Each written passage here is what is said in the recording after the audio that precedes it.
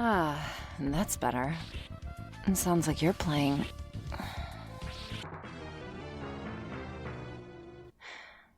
I'm glad one of us enjoys Super Castlevania 4. I've tried it, and I just could never get into it. I can't think of the right word.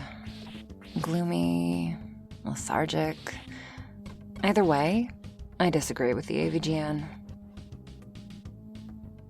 Hey, come here. Over here.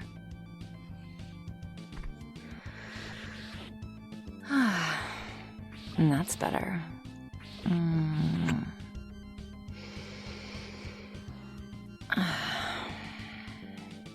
Uncomfortable?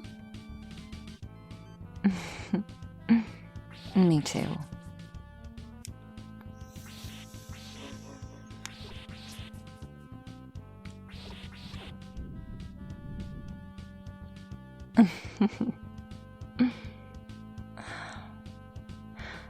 I've always had more fun playing Castlevania Dracula X, and I'm disappointed that it's not in the SNES Classic Library. When that game lacks in controls and level design, it makes up for it in the music and plot. I love a game that gives you a bad ending if you screw up along the way. Plus, think about the world building Dracula X did for the franchise. It introduced us to Richter and Maria.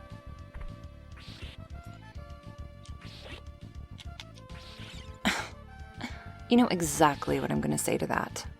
I have yet to meet anyone who ever owned a TurboGrafx 16, and so I don't know anyone who ever played the original Rondo of Blood.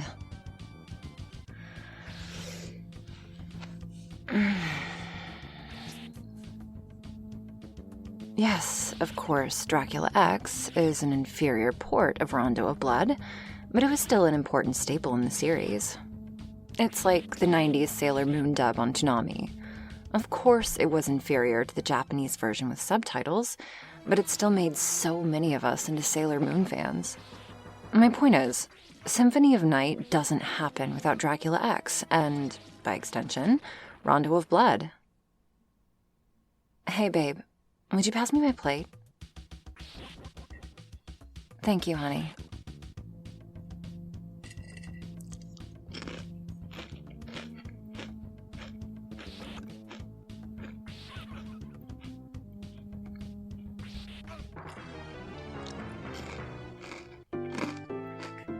Ooh, game over on level 2. Feels bad, man. It's alright. This never happened. So you can pick the next game too.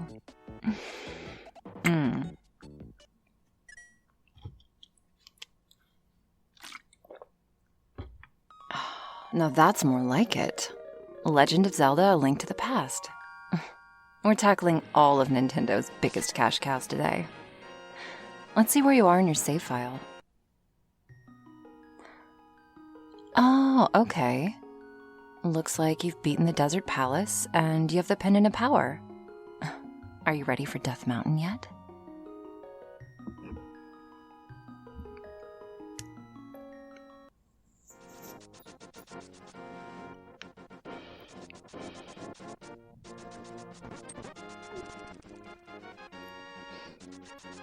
Oh wait, hang on.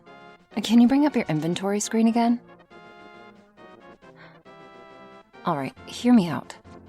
I see you acquired Zora's Flippers, which means there are some items you can now access in the waterfall area of the game. In particular, they're upgrades to your shield and to your boomerang. Do you know how to find them? I got you, babe. First, go to where you found King Zora.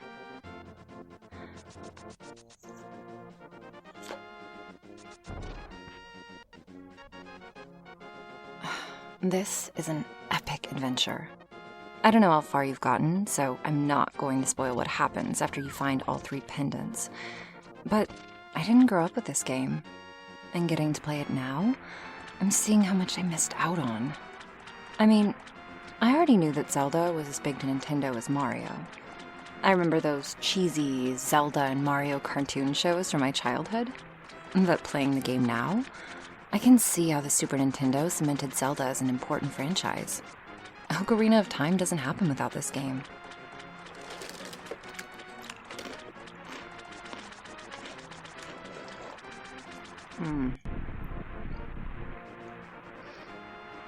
Good. We made it to King Zora. Now, swim south and drop down the waterfall. Then, travel as far southwest as you can, then jump down another waterfall.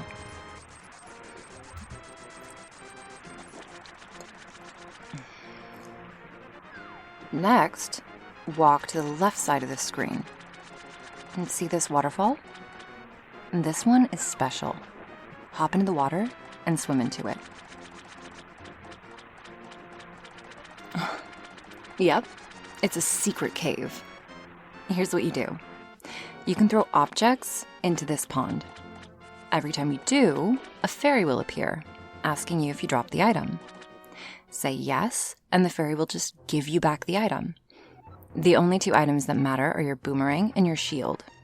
Try tossing the boomerang, and look what happens when you get it back.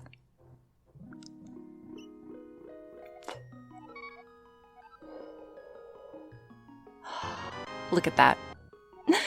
Look at that. It's now a magic boomerang, and it flies faster and travels all the way across the screen. Now, do the same thing with your shield. Ta-da! It's now the fire shield. This ought to make fending off those stupid river Zoras much easier, along with other enemies that shoot fire. You can bet you'll see them in the Tower of Hera. Oh, done already? You want to switch again? Or do you just want your hands free to eat more food?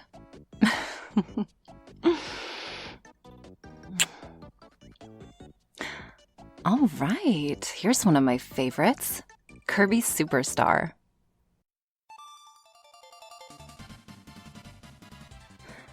I don't remember how I discovered this game. I think my childhood friend rented it from a local shop. God. To think there was a time before GameStop when you could just go to a local game store and rent a Nintendo 64 with a controller and Super Mario 64 for just a weekend.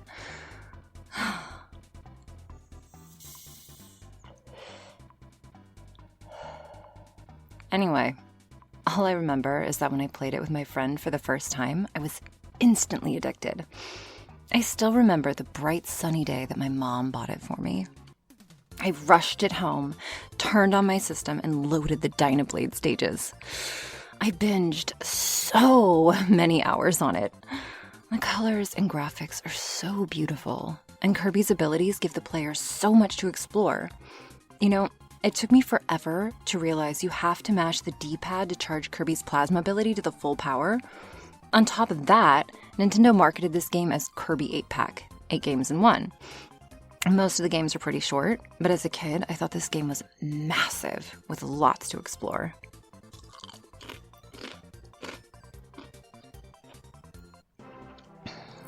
Yeah, my least favorite game was the Great Cave Offensive, because it felt like a grind. And there were no levels, just general areas where you had to search every nook and cranny for treasures. And because it was all a continuous path, you kept hearing the same 2 tracks over and over again throughout the whole game. Well, 3, if you count the minecart transitions.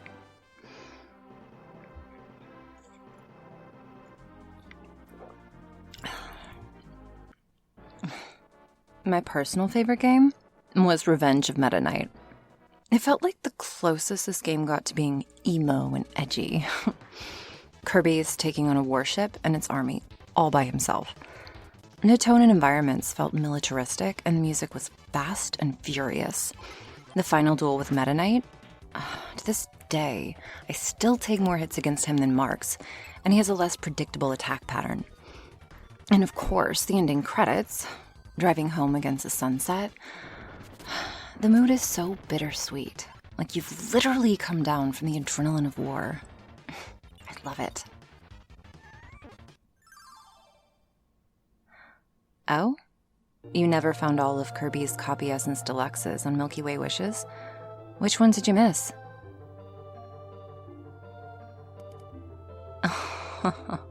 Oh, man. You never found the ice ability either, huh? Yeah, that shit had me stumped for years. I don't even remember if I figured it out myself or looked up a guide. Here, I'll show you. I'm gonna start a new game and go to the first world, Floria.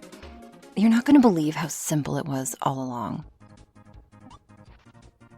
You know the drill with this planet. Every star door changes the season. Well, believe it or not, when you switch to winter at the beginning, all you do is walk to the left. And there it is. A secret room. And there's the ice ability. And you just had to walk backwards this whole time. I'm guessing you never unlocked the second bonus area in the Dynablade game either. Yep, same deal. On level 4, in the area where all the wooden blocks turn into lava blocks when you hit them, the room with the switch is immediately to your left where you start, just out of your vision. Right? It's such bullshit, dude. It goes against every natural instinct a gamer has.